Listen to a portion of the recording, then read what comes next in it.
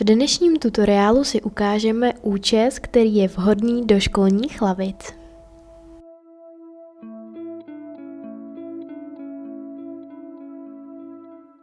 A budeme na to potřebovat kartáč na vlasy, tupírovací hřeben, 2 malé gumičky a lak na vlasy.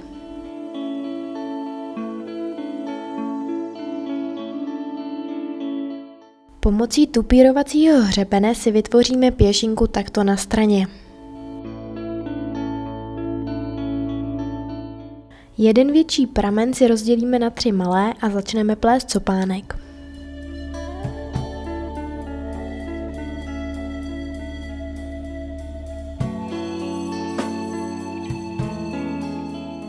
Zpočátku ho pleteme klasicky, avšak v zápětí přidáváme k hornímu pramínku další pramen z rozpuštěných vlasů, ale pozor, vždy jen k hornímu.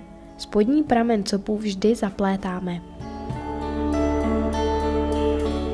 A takto pokračujeme asi 5krát až 6krát.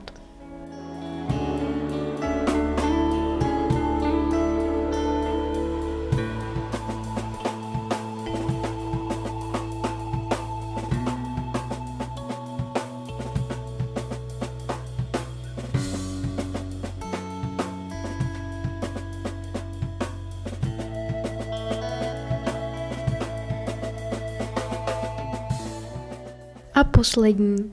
Potom už jenom cop dopleteme klasickým způsobem a na konci zagumičkujeme.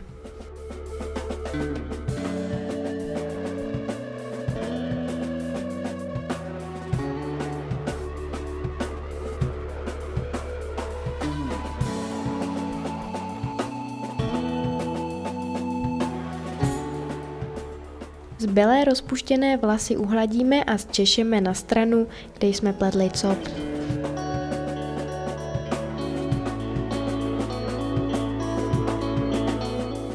Rozdělíme je na 2 prameny, ze kterých budeme plést další cop. Jako třetí pramen nám poslouží malý již upletený copánek.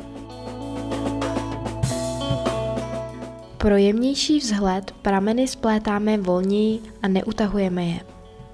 Na konci cop zagumičkujeme a potom opatrně povytahujeme jednotlivé prameny pro objemnější vzhled. Nezapomeneme zafixovat lakem na vlasy a hurá do školy!